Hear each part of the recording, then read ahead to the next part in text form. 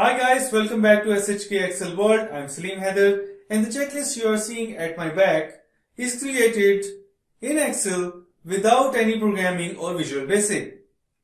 So you will be surprised, but if you want to learn how to create this checklist and learn all of the form controls which are available in Excel, even for the beginners, then stick with me throughout this series on form controls. But first, do not forget to subscribe to SHK Excel World and also click the bell icon.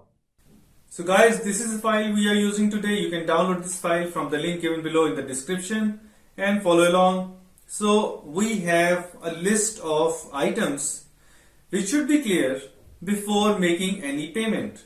So you may have certain other checklist for doing a certain task. So this is related to payment because I am from accounts.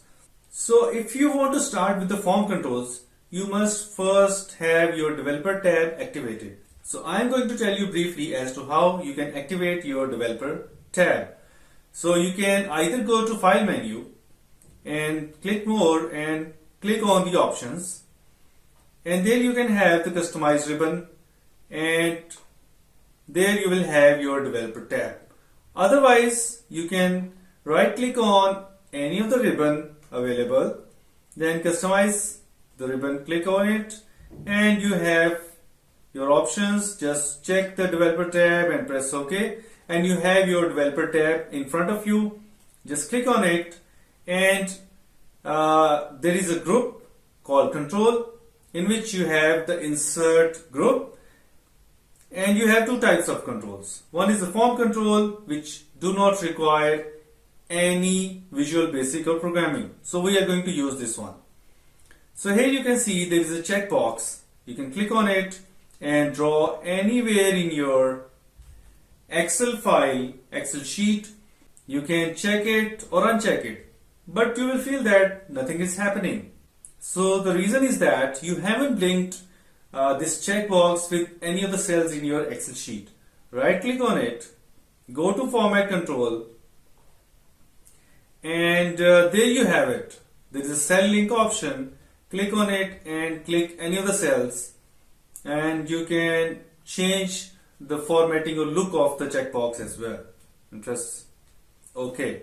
So now it is in 3D form. If you check it, you will have a result in that particular cell which is true, which means that your checkbox is checked. You can use this result in a formula and then do certain calculations only if the checkbox is checked and not otherwise. So what I can do is I can right click on it and then double click, so you can change the text as per your liking, but I prefer that there should be no text, and the text you want to write against this checkbox, that can be written in another cell. So this is your checkbox without any text. Just drag it onto the required location and right click on it, format control, and you can link the cell which is right behind that particular checkbox. In this way you can secure the result of your checkbox. So I am going to select the cell which is behind this checkbox. So whenever you check it, you will have the result behind that checkbox. And if it doesn't look nice, yes, it does not look nice. And what I can do is I can select the cell in which I have the checkbox, then drag it to copy it to the other cells instead of going into the developer tab and inserting your new checkbox again and again. We can select all of this listing and say in the conditional formatting that go to home ribbon, then conditional formatting, and click on the new rule. Click on the use formula. So I will say that if this checkbox is equal to true, so this checkbox which is D2 is equal to true. So since the result is from a particular formula or the checkbox itself, we should not write the inverted commas outside the true or false. So if this is true, I will have to select a format.